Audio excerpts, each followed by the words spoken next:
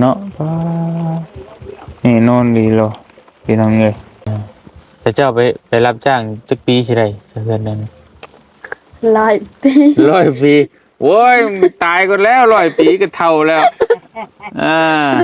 ในมือเท่าไรจะไปรับจ้าง60 60ตัวคิดอยู่ว่าถามจากใจคิดอยู่ว่ากลับมารอบนี้ว่าสิได้เงินไหมบ่คิดเลยอืมคิดว่า สิกลับมายามแล้วก็มาเฮ็ดซอยเวียกงานเวียกแล้วแล้วสิขึ้นไปหาเงินต่อแบบนี้เขาก็ตบตีแบบนี้เขาด่าเขาไปแบบเขาบ่สนว่าเขาเป็นแม่เขาบอกเกรงใจเลยเนาะได้คือไว้ให้แหละตั้งแต่พอได้เลี้ยงเป็ดเลี้ยงไก่พอได้มีอาชีพนั่นแหละเจ้าก็สิบ่ได้พบได้เล่นบ่ได้หนีไปป้าลูกป้าเต้าขอขอบอกขอบใจเด้อทางผู้ใหญ่ใจบุญที่เมตตาสงสารแล้วก็เฮ็ดให้เฮือนแล้วซื้อให้ดินซื้อให้จักสะเป็นทุกสิ่งทุกอย่างที่เครื่องกินขอให้สุขภาพแข็งแรงความเจ็บอย่าได้ความไข้อย่าสูมีขอให้ร่ำให้รวยให้โชคให้มานปรารถนาสิ่งใดขอให้ได้สิ่งนั้นสมการปรารถนา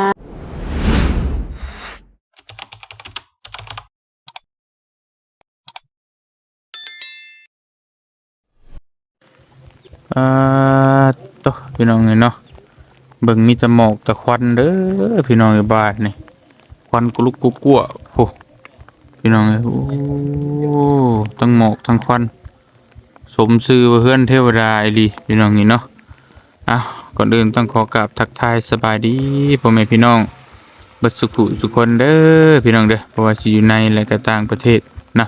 เป็นยินดีต้อนรับเข้าสู่ช่องบ่เตียงทองบ้านนาคือเก่าพี่น้องเอ้ยมื้อนี้บ่เตียงก็มาอยู่ทั้งบ้านน้องสาลีหรือว่าเฮือนซ่านน้องสาลีคือเก่าฝนก็ตกลิ้นโปรยปลายลงมาพี่น้องเอ้ยเนาะแต่ก็ทั้งสร้างเฮาก็บ่ได้ย่อท้อบ่ได้ถอยพี่น้องใส่จวดจ้าอยู่คือเก่าเนาะถือว่าสุดยอดสร้างก็ได้พี่น้องเอ้ยบ่มีมนติบ่มีวันว่าถือว่าต้องสู้ลีรอได้พี่น้องถ้าว่าใจบ่มักบ่มักในการเฮ็ดการสร้างนี่ก็คือสิเฮ็ดบ่ได้เนาะเพราะว่าฝนตกฝนลิ้นขนาดนี้ก็ถือว่าโอ้ลำบากบางคนก็หาห่มผ้านอนอยู่แล้วพี่น้องเอ้ยฝนตกโปรยปลายปานนี้เนาะไปเดี๋ยวบ่เตียงก็สิเข้าไปเยี่ยมยามถามข่าวทั้งกระตูบน้อยคอยนางเขาก่อนเด้อพี่น้องเด้อสบายดีเด้อสองหนุ่มคือเข้มคล้ายๆเข้มทหารใช่ไหมเนาะเป็นยามอยู่พี่น้องทหารยามนี่ทหารนี่เข้มยังไงนี่โอ้ยสบายดีเด้อวัยรุ่นเด้อโอ้ยโดย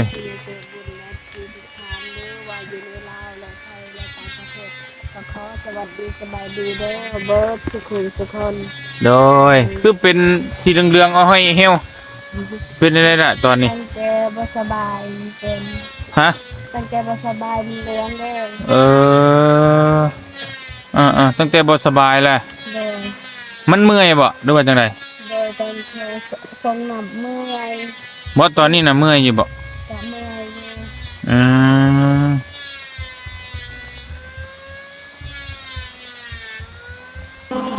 โอ้ยพี่น้องเอ้ยหนีไม่นะลูกละพี่น้องเอ้ยมันเมื่อยสิโดยพี่น้องกินอยู่บ่ยากินอยู่โดยปวดหัวอยู่บ่ปวดตอนนี้นะโดยรู้สึกเวียนหัว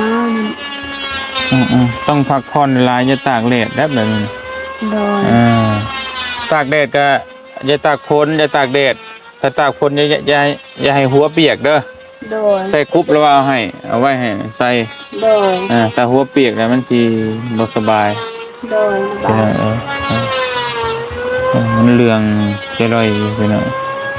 ชาบ่เศร้าเดี๋ยวไปกวดเบิ่งนะเป็นหยังคือเป็นจังซั่นหน้าซีดเนาะพี่น้องเอ้ยมันก็ ขียนยังนี่ฮะ ลื่น ฮะเขียนลิ้นบ่าวเตียงผู้ใจบุญว้าธรรมดาเว้ยเออนั่นคุณกะนั่งอันนั้นอยู่พี่น้องเลยสบายดีเด้อหนึ่งชุกแล้วเข้าฮะโอ้พี่น้องเลยหนึ่งชุกเรียบร้อยแล้วพ่อสันจิบเขานี่ไงนี่หนึ่งกินสร้างนอนอยู่นี่ใช่ป่ะอ๋อตัวเดี๋ยวเลย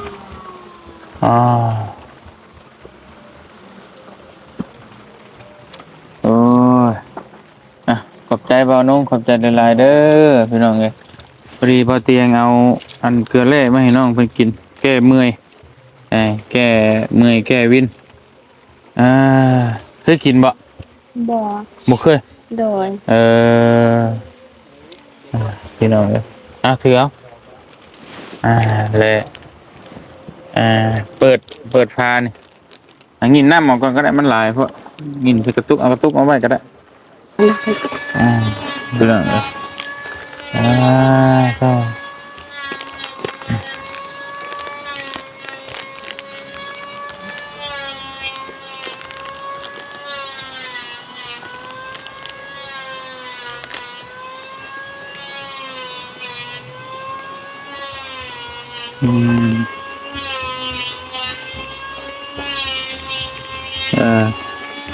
คนเมื่อยพี่น้องเลยกินก็ได้มันก็บ่ซอยได้100%หรอกแต่มันก็ซอยได้อยู่ปิดขวดเขย่าบาด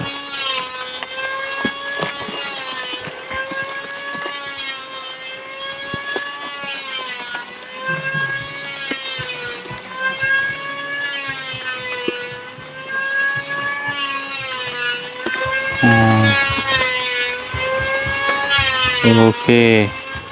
กินแล้วมึงดูกินแล้วมึงดู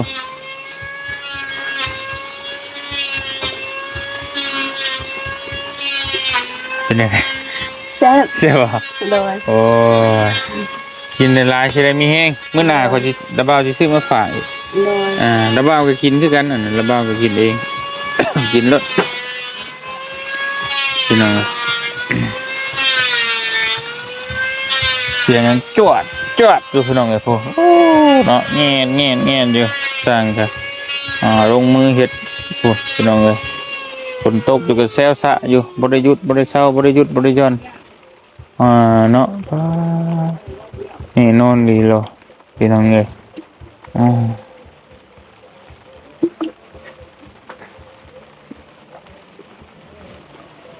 ก็กำลังซุ่มใส่สร้างเพิ่นกับข้าวอยากให้มันเละให้มันทั่วพี่น้องนี่เนาะเร่งลงมืออยากไปเฮ็ดให้เฮ็ดสวนเพิ่นก็ได้พี่น้องงามบ่ล่ะ งาม ใหญ่บ่เฮือนเจ้า ใหญ่ ใหญ่กว่าเฮือนน้องเดิมอีก เจ้าท่านได้แล้วได้พี่น้องได้แล้วพุ่นแล้วพุ่นแล้วมันสิงามพี่น้องเอ้ย โดย แต่เจ้าไปรับจ้างจักปีสิได้เฮือนนั้น 100 ปี 100 ปีโอ้ยมึงตายก่อนแล้ว100 ปีก็เท่าแล้วเนาะไหนก็100 ปีในมือเท่าไรจะไปรับจ้าง 60 60ตัวมันหนักสิ100 ปีคือเราว่าดีแหละพี่น้องเนาะบ่แม่นง่ายๆเพราะว่าเครื่องที่มือนี่มันก็แพงเฉพาะตะค่าสร้างอย่างนี้23 ล้าน โดย จะเคยเห็นอยู่บ่เงิน23 ล้าน บ่ บ่เคย มีแต่ตอนคนหน้าบ้าวให้ตอนซื้อเด่นแต่ตอนนั้น ยังบ่ฮอดนั่น โดยยังบ่ฮอด มันนั้น18 ล้านซื้อดิน18 ล้านนี่ โดย อันนี้แพงกว่าชื่อดินเจ้าอีกค่าสร้างเฮ็ดเรือนเจ้า23 ล้านรวมทั้งเบิดทั้งมวลหลายแล้วพุ่นน่ะเหยียบเกือบ100 ล้านพุ่นแหละเฉพาะน้องมีแต่ว่าทางอันน่ะ นาบ่าวก็สิเฮ็ดให้ได้พอได้อยู่เนาะ โดย พี่น้องพอพอได้อยู่ได้เศร้าพี่น้องเอ้ย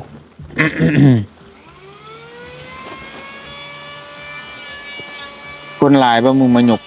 ย่อเสา ลาย ใครมาซอยล่ะ ทางจุและพี่น้อง อืมพี่น้องในบ้านนี้ โดย เพิ่นมาซอยเนาะ โดย พี่น้องเอ้ยดีแล้วมาซอยกันทางบ่เตียงก็บ่ได้ลงมามีโยให้มาบ่ทัน โดย พี่น้องเอ้ย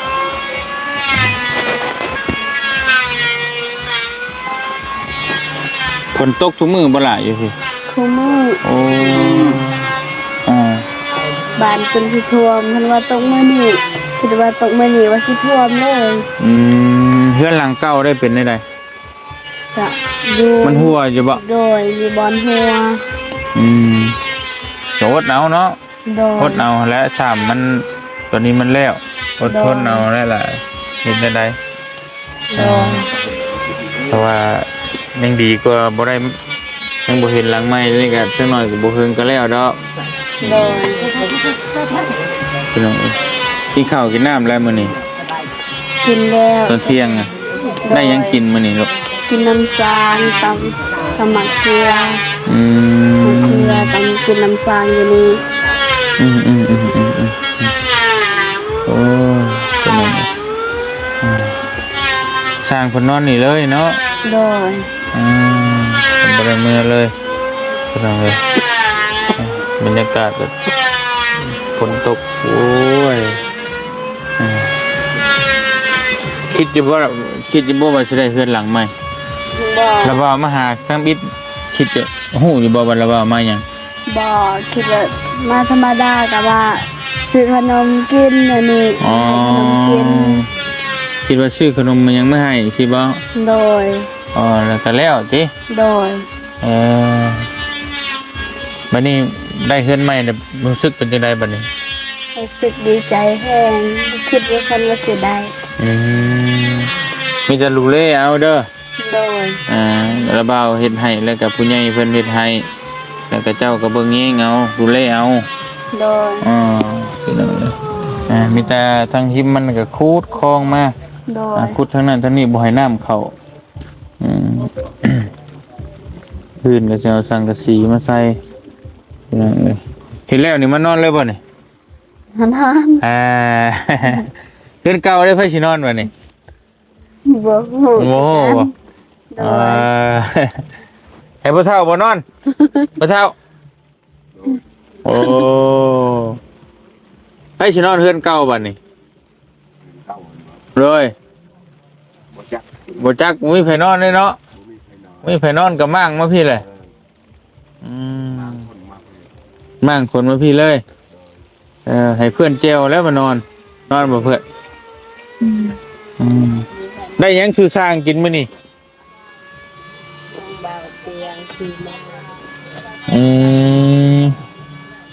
กินตัวนี้ก่อนก็ได้ตัวเบาน้องเอามาให้กันเอาเฮ็ดไปกินบื้นก่อนกินเพราะมันปะไว้หึงแล้วมันบ่นั่นนะเป็นอย่างนี้เนาะมันสีบูด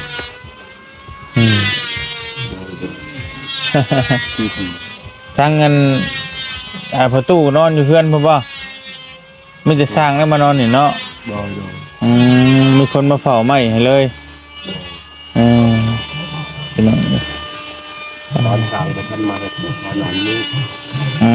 มานอนเขาใหม่นี่ พอเขานอนอยู่หันแม่คอยและหมู่นอนอยู่นี่ บ่ โดย เจ้าก็มานอนบ่ซั่นล่ะ โดย โอ้ถ้าจะนอนเฮือนผู้ แม่เฒ่าและน้อง แม่ลูกหลานก็นอนอย่างนั้นขึ้นนอนอยู่นี่เขาใหม่เขาตีนเสาอย่างเขาเอา ย่านเขาลักตีนเสา โดย โอ้ยอยากลักก็ลักบ่นักบ่นักปานมันสิย่อไปได้เฮาย่อแล้วไม่แอวตัวที่หักตัวนี้เอาขึ้นบ่ง่ายเลยนี่เนาะตัวมาใหม่นี่ ๆโดย นักเป็นนักครั้งแรกเขาว่าจะเฮ็ดต่ำๆให้ว่าจะมันยันลมยันหยังนะ โดยโด แต่ว่าเปลี่ยนใหม่อีกเอาแต่ใส่ใหม่เท่านั้นบ่ไปดอกเนาะ ดีใจขนาด ดีใจขนาดเลย โดย อ๋องามบ่ งามเพราะว่าคนต่อเท่าแล้วคันบ่เท่าในยักษ์เฮ็ดยักษ์สร้างมวลเกินอยู่ในใจ เท่าก็เฮ็ดได้คือกันเออแล้วมานั่งพี่แหละมานั่งเลยครับพี่ ไอ้ดอกอาจารย์อัน เพราะว่ามันบ่ได้ยินมานั่งพี่เบิดกูคนน่ะมานั่งพี่มามานั่งพี่มานั่งคุยกันพี่คุยหน่อย เป็นตาซิง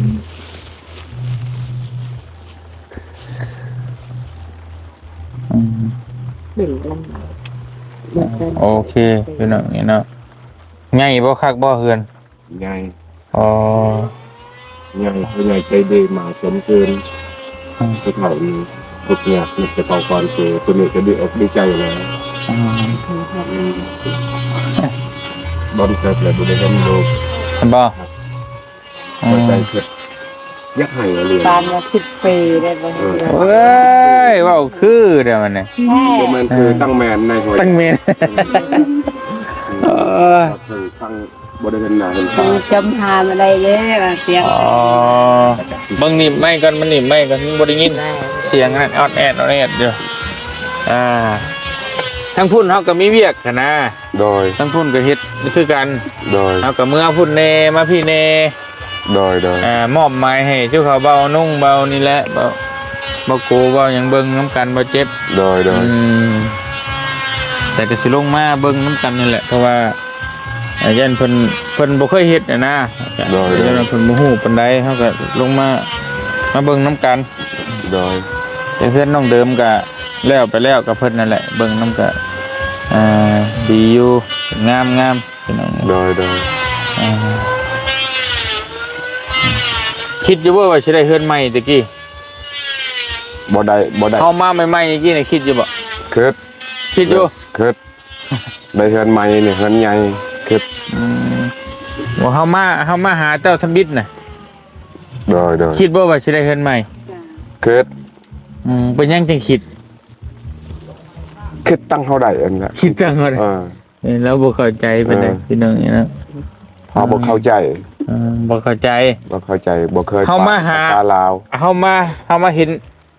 หาเจ้าทำอิฐน่ะเห็นหน้าเฮาทำอิฐเลยน่ะ ค่ะ คิดอยู่ว่าสิเฮาเช็ดเฮือนให้ แต่ทำงานตะเว้ย บ่มี บ่คิดบ่ บ่คิด คิดว่าเฮามาหยังตอนนั้นตอนเฮามาหาเจ้าอยู่เฮือนคิดว่าเฮามาหยัง คือว่าพวกลูกมาหาท่องเที่ยวซื่อ มาเที่ยวมาลิ้นซื่อๆมันบ่ ๆโดย อ๋อก็บ่ฮู้ว่าสิได้เฮือนได้ชาติเนาะ โดย โอ้ตอนนี้ได้เป็นจังได๋ตอนนี้ผมรู้สึก ตอนนี้บ่ได้เฮื ดี อน ใจบ่ ดีใจตาได้เห็นเลย ตาได้เห็นเลย อ่า ของแท้เนาะบ่ได้ตัวเนาะ ของแท้เต้นก็เต้นเสาปอกยัง โอ้ย เออ ว่าแต่จะคือเด้อพระเจ้างามอยู่บ่เฮือนนี่ งามมาเรียนแล้วบ่เคยอยู่นับแต่ย่าๆพ่อแม่พอนี่ก็บ่เคยอยู่แนวนี้ อ๋อ อยู่กระตูบกระแตบ งามจังได๋ฮะก็เห็นแต่ไม้ขึ้นก็ว่างามเลย ยังบ่ทันแล้วบัดมัน เออ แล้วจริงๆเฮือน ยังบ่ทันแล้วแต่บ่ทันใช้หยังก็ว่างามเลย แต่นี่เบิ่งคือว่าเฮือนนั่นแหละ โอ้บัดมันแล้วกลัวนี่นั่นแหละงามมาเรียนแล้ว เห็นซำนี้ก็งามเลยเนาะ งามตาพอตั้งงามบ่เคยได้ บ่ บ่เคย ตั้ง ได้ แต่รุ่นพ่อมาก็บ่เคยได้อยู่เนาะ แม่น อืม แม่นลูก เป็น พ่อเฒ่าแม่เฒ่าก็คิดสงสารไอ้ต้นพวกลูก ไอ้ต้นเฮาเฮียง ไอ้ตอนทิศตะเว้นตกทิศเหนือทิศใต้ทิศตะเว้นออก พวกลูกช่องแสงเบิ่งพวกทุกอย่างตัวนี้ตัวนั้นพ่อแม่ทางเพคิดไอ้ตอน คือ นั่นไอ้ต้นเฮาไปพุ่นไปพี่เห็นบ่ โดย บ่เฮ็ดจะได้ชาติเฮาบ่มาเจ้าก็บ่ได้อีดีน่ะ บ่ได้ก็อยู่ เนาะ กระตบกระแตบซื่อๆนะเออ อยู่กระตูบกระจมว่า โดย เขาไล่อยู่คนหัวจะหัวอยู่ว่าโยเฮ็ดจะได้ค่ะ ตอนนั้นก็เฮ็ดบ่ได้อันนะ บ่ได้ดอกเนาะ บ่ได้ ลำพังหาเฮ็ดเองนี่บ่ได้ดอกเนาะ บ่ได้ อืม คันที่หลังได้ใหม่โดยก็บอกเขาเฮ็ด โดย พวกทางบ้านจุหน่วยเฮ็ดพอได้พร้อมเพรียงในหน้าเฮ็ดกัน อืม แนวนั้นพอได้คิดอีตอนศาสนาเฮ็ดซอยแนวนั้นมันเป็น อืมอันนี้ก็เพิ่นอีตนผู้ใหญ่เพิ่นก็ช่วยอีตนนี่แหละน้องสาลีนี่ โดย เป็นลูกบ่มีพ่อ โดย น้องมันอีกอีตนเบิดนั่นแหละแล้วก็เฮ็ดแล้วก็พากันอยู่นํกัน แม่น พากันอยู่นํกันเลยมวยพิษมวยเลี้ยวกันได้ได้แล้วก็อยู่นํกัน โดย มีหยังก็หากินแบบนี้ได้ห เรื่ ยั อง ง เฮ็ด ก็ เรื่อง หา แล้ว กิ ยั น งบ่เคย อืม บ่เคยเฮ็ดแนวนี้แนวนั้น อืม มีแต่ว่าใหม่ใจดี มีจะได้หยังก็หามาสู้กันกิน โดย สู่ลูกสู่หลานกินนี่แล้วทั้งพระเจ้าก็พี่น้องเอ้ยเนาะอยู่น้ำลูกน้ำเต้าบัดนี้ก็พอไปก็ยาอีบาบลูกเต้าและขาดพ่อแล้วยังมาขาดแม่อีก โด มัน ย ก็บ่ไหวปานใดเนาะเพราะว่าเราก็บ่ได้อยากไปดอกเบิ่งเลยตะกี้ก็คือสิบ่ได้อยากไปดอกเนาะแต่ว่ามันบ่มีเงินนั่นบ่ไปเพราะความจำเป็นอยากให้ลูกเต้ามีอยู่มีกินนั่นแหละเราก็ได้ โดย ไปหาเงินคิดว่าจักปีสิเทือนได้ คิดว่า ปีก็บ่ได้ เบิดปีก็บ่ได้อ๋อ 10-20ปีคันคือพ่อคือแม่ตั้งบ่ได้อะไร ปีหนึงสมมุติว่าเจ้าเคยหาเงินมาได้ปีหนึงได้จักล้าน ได้แต่2 ล้าน 2 ล้าน 3 ล้าน 2-3ล้านเบิดเท่านั้นปีหนึง เท่านั้นมันขนาดนั้นมันเฒ่า ตีนเชามันยังบ่ได้ บ่ได้ ยอมบ่เคยได้ แต่เดี๋ยวนี้ตาได้เห็นดี ได้ อกดี ได้ ใจ แต่ปลายมันค่าช่างก็23ล้าน โดย เฉพาะแต่ค่าช่างนี่สิ โดย 23ล้านไม่ตอกเนี่ยบ่นับ โดย รวมเบิดเพื่อแล้วเพื่อทั่วนะโอ้เกือบ100ล้านเพื่อนเจ้าแท้เด้แม่นเลย ค่าช่างยัง20ไปละบดไม่เสียละอ้อมอีกสังกะสีโอ้บ่ง่ายโดย พี่น้องอันนี้บ่ได้นับตั้งแต่แนวกินแนวอย่างเฮาซื้อมาให้นะฮะเอาเงินเฮาซื้อบ่ได้นับ โดย แต่นับรวมแห่งหลาย ตอนนั้นแล้วพ่อแม่คิดไอ้ตอน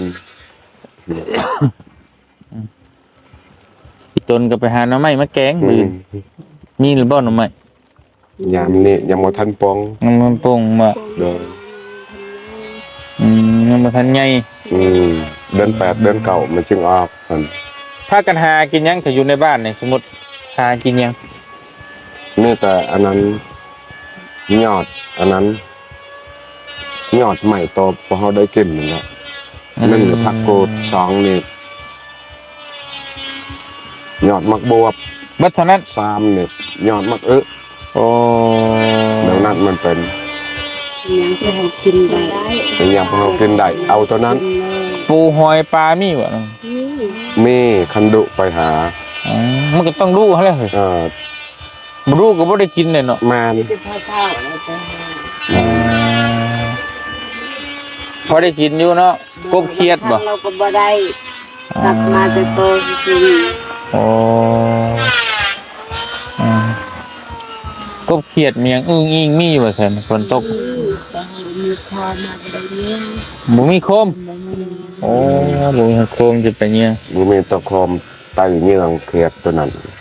เบิ่งหมู่ก็โอ้ย ไปเยืองหันอยากไปเยืองนำอยากกินแต่บ่มีคอมไปบ่มีคอมสิไปเยือง เฮ็ดมีบ่เจ้าเฮ็ดอยู่พี่มีบ่ นี่ เฮ็ดหยังเฮ็ดปวกเฮ็ดหยังมีบ่ เห็ดปวกก็มีเห็ด อุ้ย ขาวก็มีเห็ดยังไงฮูนูยังก็ มันออกอยู่บ่ล่ะยามนี่ ออกยามคนไปหา อ๋อบ่ได้ต้องไปหาพี่น้องเพื่อนแล้วก่อนเนาะ โดย เอาฝากให้พ่อเฒ่าขอบมกขอบใจผู้ใหญ่เพิ่นนี่เพิ่นนั่งเบิ่งอยู่นี่เพิ่นเบิ่งอยู่เพิ่นผู้เพิ่นเฮ็ดเฮือนให้เจ้านี่เพิ่น หลายขู่หลายคนเลยเนอะอวยพรให้เพิ่นอยู่ดีมีแห้งเนี่ยว่าวงโดจักเด็กจักหน่อย ตั้งบ่เป็น ตั้งบ่เป็น บ่เป็น เอาอะเว้าลงเบิ่งเอาเว้าแบบใดก็ได้ภาษาเจ้าก็ได้ภาษาเจ้าวงโดพอก็คิดไอ้ตอนพวกช้างนี่ลำบากลำบน อืม ฝนตกนี่ฝนตกมาเล่นซูมือเพื่อนให้พอเนี่ยหักพอไอ้ตนคิดอยู่ในใจ อืม แต่ว่า การส่งเสริมให้พวกช้างบ่มีไอ้ตนคิดอยู่ในนั้นจนว่านอนบ่อยากหลับ โดย กินข้าวบ่อยากแซ่บ เอา คิดว่าไอ้ตนในนั้นมันเป็น โด คิด ย ไอ้ตนพวกช้าง1 2 2มาเนี่ยคิดไอ้ตนพวกลูกเอก โดยมายามมาแวะมาเบิ่ง โดย แนวนั้นเส้นทางไกลบ่ไกล อืม แต่นี่ไปหาสวรรค์เขิดตัวใดรัก เจ้าเคยไปบ่ บ่หัก กูฮู้ว่าไกล ไกลเทิบแล้ว ไกลเด้อ เออ โว้ยบ่เคยไปก็ฮู้ ขึ้น ว่า ไอ้ตน อ่า แต่ทุ เช ก อ อ รี่ ย่าง เพื่อ ลำบาก ไปเชอรี่ อืม บ่เคยไปก็ฮู้ว่าไกลเนาะเออ ไกลเติบ แปลกอยู่เด้ อื นี่ ม เราได้ยิน อ่า ลูกเจ้านี่เคยไปนะ เคยตัวนี้ เพิ่น เคย เพิ่นจอดอยู่บ่แจ้วเพิ่นจอดบ่มองชิโน สิลูก จะไปเวียงนี่ต้องจอดเพื่อเขาขายปิ้งไก่นั่น โดย เห็นบ่ไก่บ่ ไป อยู่หั่นแหละบ้านเขาน่ะปิ้งไก่มา เฮ็ดหันเลย อยู่หั่นแหละ บ้านเขาอยู่หม่องปิ้งไก่หั่นแต่ก็บ่ว่าหม่องปิ้งไก่ได้ออกไปหน้อยนึงแต่ใกล้ๆหั่นแหล้ว โดย อยู่หั่นแหละ พ่อเนี่ยบ่ฮู้ลูกก็ฮู้เพิ่น เพิ่นเคยไปเลย เพิ่นเคยไปบัดง่ายมากเพิ่นบ่อยู่บ้าน อืม ไปเฮ็ดเวียกเฮ็ดงาน หาเงิน ส หาง ค สารชีวิตพ่อแม่ในทุกข์ยากข้าวกินก็บ่มีแป้งนัวกินก็บ่มี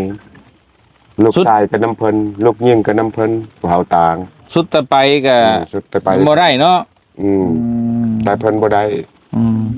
คิดแบบนี้คันเฮาไปหาเงินมีทางแก้ไขหน่อยนึงบ่หลายหรือว่า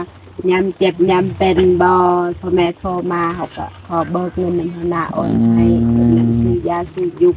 เวลาเขากินบ่มีบ่เวลาขาดเคินเฮาก็ขอเบิกเป็นหน้าก็ให้แบบนั้นเขาก็เฮ็ด พอได้แก้ไขครอบครัวเนาะพอได้ลูกเต้า อยู่นำกันแบบนี้เวลาขาดเคินมันก็สิเอาไปทางไหน อืมดีใจบ่มาเห็นมื้อนี้เด้อ ดีใจดีใจ โดยอันนี้ไม่เนี่ยเดี๋ยวคิดอยู่ว่าถามจากใจคิดอยู่ว่ากลับมารอบนี้ว่าสิได้เงินใหม่ บ่คิดเลย สาเหตุที่ว่าลงกลับมานี่มาอย่างนะทำอิดนะ สาเหตุคิดว่า สิกลับมายามแล้วก็มาเฮ็ดซอยเวียกงานเวียกแล้วแล้วสิขึ้นไปหาเงินต่อแบบนี้เพราะว่าบ่อยากให้ลูกสาวขาดโรงเรียนจะหน่อยลูกสาวขาดโรงเรียนแล้วไปหาเฮ็ดเวียกรับจ้างแบบนั้นก็เลยมาเฮ็ดซอยเวียกงานแต่สุดท้ายลูกสาวก็บ่ได้เรียนคือเก่าบ่มีรถขี่ มีแต่บัตรปีหน้าก่อนจังว่ากันเนาะเพอปีนี้เพิ่นก็ภาคเคียนเลยเด้บัตรเข้าอีกก่อนถ้ามีเงินมีคำก็มีรถมีร่างก็จังให้ไปเฮียนต่อก็ได้อยู่แต่ไปอยู่บ่ล่ะ ไป ถ้ามีรถไปถ้ามีเงินเนาะมันต้องใช้เงินพี่น้องเลยเลยกลับมาบัดนี้ไปได้เพื่อนใหม่จ้อยเนาะ เลย อ๋อ ได้เห็นใหม่ละดีใจหลายคิดว่าบ่ได้เป็นห่วงเป็นใยหลายเพราะว่าเขามีเฮือนตัวเองแล้วเพราะว่าลูกเขาก็มีความสุขและมีเฮือนเขาเอง ตะกี้นั่นคิดเป็นห่วงน้ำลูกแน่เนาะ โดยคิดเป็นห่วงเป็นใยที่ลูกเขาขี้ดื้อแบบจะน่ะถึกไปเฮ็ดเครื่องของคนละบุคคนอื่นจะน่ะเขาสิตบเขาสิตีเขาสิด่าเพราะว่าเคยเห็นแล้ว บ่ โดย ไปเฮ็ดหยังเป็นหลักของเขาใช่ไหมไป เขา เตะ ไปจับแบบเขาบ่ฮู้เด็กน้อยเขาไปเด็ดไอ้หยังยอดกาแฟหยังเขาก็ตบตีเขาด่าเขาไปแบบเขาบ่สนว่าเขาเป็นแม่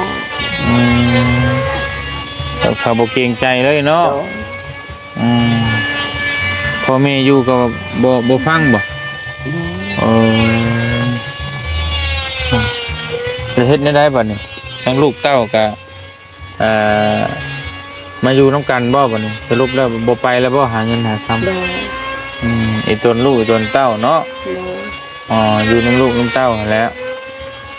แต่เรื่องดินเรื่องดอนน่ะได้ถามเพิ่นน่ะบ่ ดูนี่เบิ่งนี่ให้ทำเบิดแล้วว่าบ่คาย บ่คาย มันจะเบิ่งหันเขาไปถามบ้านนี้แล้วว่ายังบ่ทันฮู้เดี๋ยวเบิ่งแล้วว่าเบิ่งน้ำลังแล้วว่าเดี๋ยวนี้แล้วว่าพวกตัวเองบ่ได้อยู่เฮือนแล้วว่าตัวเองก็ตัดสินใจบ่ได้ อืม แล้วว่ามื้อหน้าแล้ว แต่พังนี้เพิ่นบ่ขายแล้วเนาะ โดย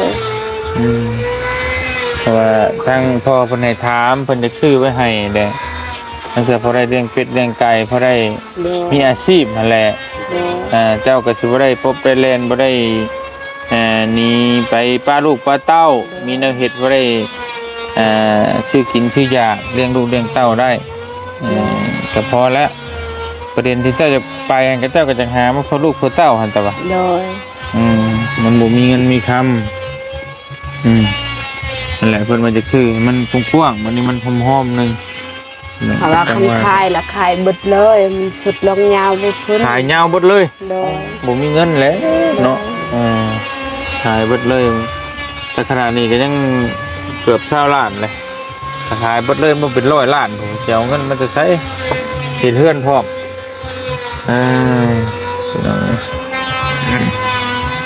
เอามีแต่ว่าค่อยเป็นค่อยไปเนาะ โดย ให้เฮ็ดเฮือนได้ซ่านแล้วก่อนพอได้อยู่ได้เศร้ากันจังว่ากันอีกเทื่อนึง โดย โดยนี่แต่ว่าท้ายๆนี่ก็ให้ทั้งสาวแจ้วแล้วก็ความมุกขอบใจผู้ใหญ่เพิ่นแน่ผู้ที่เฮ็ดเฮือนในเจ้าแหละก็มีหลายคู่หลายคนเนาะนบมือแล้วเว่าสินี่เด้อเอ้าฝากอวยพรให้เพิ่นแน่ ขอขอบอกขอบใจเด้อทางผู้ใหญ่ใจบุญที่เมตตาสงสารแล้วก็เฮ็ดให้เฮือนแล้วซื้อให้ดินซื้อให้จักสะเป็นทุกสิ่งทุกอย่างที่เครื่องกินเครื่องใส่อิหยังทางทีมงานนี่ยังก็ขอขอบอกขอบใจหลายๆขอให้พัฒนาสิ่งใดให้ได้สิ่งนั้นขอให้ร่ำให้รวยความเจ็บอย่าได้ความไข้อย่ามีนอนให้ได้เงินหมื่นตื่นให้ได้เงินแสนสมการพัฒนาเฮ็ดธุรกิจหยังก็ขอให้ราบรื่นไปทางใดมาใส่ก็ขอให้คนหักคนหอมขอให้จงเจริญเด้อพ่อแม่เด้อทางผู้ใหญ่ใจบุญสาธุ สาธุเอาอีหล่ะอวยพรให้ผู้ใหญ่เพิ่นแน่ลูก โดยก็ขอกับใจทางผู้ใหญ่ใจบุญทั้งหลายเด้อที่สวยเมตตาสงสาร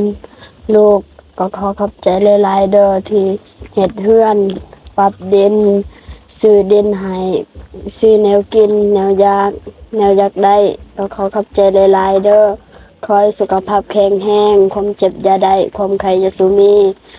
ขอให้ร่ำให้รวยให้โชคให้มานปรารถนาสิ่งใดขอให้ได้สิ่งนั้นสมการปรารถนาหรือว่าไปใส่มาใส่ก็ขอให้มีแต่คนฮักคนหอม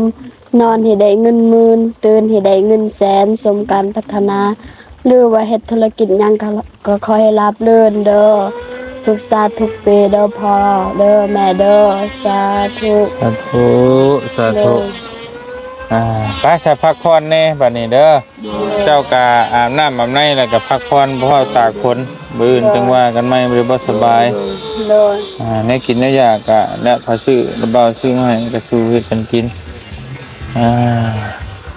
คนก็เข้าแล้วเข้าตุกเข้าจอยหลับลง เท่าแล้วเกิดก่อนก็เท่าเลย เนี่ยมันเป็นก่อน เนี่ยมันเป็นไปโอเคบ่เป็นหยังไปเด้อเด้อพักผ่อนเด้อสบายดีเด้อล่ะเด้อสบายดีโอเคไปบ้านนี้หาแนวเฮ็ดหยังกินหยังไปเบิ่งพี่น้องเอ้ยโดยไปพี่น้องเอ้ยเรียบร้อยเนาะบัดนี้เนาะสบายดีเด้อช่างเด้อ สบายดี จบแล้วบ่ ปักพร จบแล้วสบายดีเด้อไอ้แดงเด้อโอ้ยลำบากเนาะเป็นเพื่อนอยู่พี่ป่ะพี่น้องเอ้ยดูนี่บ่เป็นหยัง ได้มุ้งแล้วก็ปูแป้นปูแล้วก็นอนอยู่เทิงหมู่ก็ได้สบายแหละ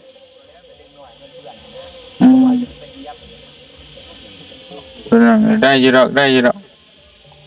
รับไปเฮ็ดรับไปให้เราเฮ็ดใหม่แล้วก็เมื่อยเพิ่มอีกแหละมีแต่บืนให้เราใส่ตอนเช้าก็ได้บางข่าวเนาะนั่นตอนช่วยเฮาก็เอากระสังกะสีมาโดยพ้นตกนี่เฮาสิเอาสายไฟขึ้นแม่นทั้งช็อตทั้งมืนทั้งหยังแหละระมัดระวังแหละเป็นอย่างนี้มันเหยียบใหม่เพราะเซฟตี้นำได้เนาะเอาเชือกมัดนำเป็นอย่างนี้ไปมัดเชลรถลุดปุดรถหัดเลยนี่ก็หัดเลย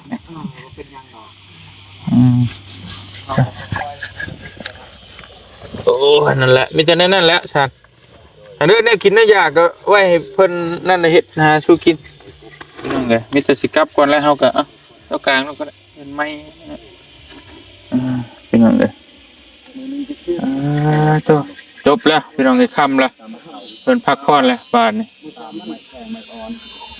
มีแต่บื้นจังว่ากันไหมซ้ำมื้อนี้ก็ยังใครอยู่เนาะเมื่อวานนี่เฮ็ดบ่ได้เลยเมื่อวานนี่ตาเบิ่งโอ้มันเป็นไรดีหรอทั้งฝนทั้งลมนะเพื่อนเทวดาเห็นยากในจังหน่อยแล้วแต่เราก็ได้ดีเลยได้ต้องเพื่อนเทวดาเลยเพราะว่าบอกเป็นยังเพราะว่าเวลาหนามมันลายมันจะได้ท่วมมันอยู่มองเก่าเหมือนมันอ่างขึ้นมากนี่บ่มีสบายเลยบ่มีท่วมโอ้พอจะท่วมนี่น่ะหมู่ตายเบิดเอาดีพอจะท่วมฮอดพี่ได้โอ้ตามชื่อแล้วเคลื่อนแตกยังบ่ท่วมพี่น้องเอ้ยฮอดพี่นะโอ้เดี๋ยวมันสุดแล้วเห็นแล้วไล่ทบทวนมาเบิดแล้วตั้งชื่อเพิ่นเฮือนเทวดานะบ่ต้องญาติระวังเด็กน้อยและจิประหลาดลงหัวซักลงพุ่นมันสูงโพดพี่น้องเอ้ยไปซะเด้อเด้อกลับกันเด้อมื้อเจอกันพี่น้องเอ้ยไปกลับกันเด้อล่ะเด้อมื้อหาการกบการเขียดมาชูชางกินมื้อกันพี่น้องเอ้ยนี่แหละเรียนกระดังบักใหญ่เอิ้นเทิดอยู่พี่น้องเอ้ย3ห้องสิตะกงเนาะพี่น้องเอ้ยเรียบร้อยมีแต่ว่าอย่างบ่ได้นี่เฮาใส่หลังคาแล้วก็ใครอยู่มีหม่องชนหม่องเซานี่เนาะอันนี้มันยากอยู่ท่านได้ใช้หลังคานี่แหละพี่น้องแต่เพิ่นกบเพิ่นยัง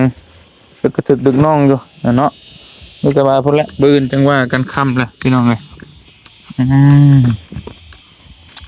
เรียบร้อยบาดนี้ไปบ่เตียงก็ขอตัวเดินทางกลับก่อนพี่น้องเอ้ยจังได๋ก็ขอบคุณขอบมุกขอบใจหลาย FC บ่จักทุกคนที่ติดตามแล้วก็ฮักแพงโดยตลอดมาพี่น้องเอ้ยเนาะลุงกับพี่ก็อาการเริ่มเปลี่ยนแล้วได้พี่น้องฝนก็ตกเนาะตากฝนนิดนึงก็เอาละทั้งหนาวทั้งเย็นพี่น้องอยู่พี่ก็ได้ฮะกุ๊บมีเยอะแต่ว่าให้น้องเพิ่นนั่นแหละไปมีแต่เดินทางกลับก่อนบัดนี้อยู่ดีมีแห้งบ่ทุกคนพี่น้องไอ้เบิดมาต่อกันกับเพื่อนใหม่น้องสาลีเนาะพี่น้องเนาะสำหรับมื้อนี้ไปก่อนสบายดีค่ำแล้วพี่น้องเอ้ยบ๊ายบายเด้อพี่น้องเด้อ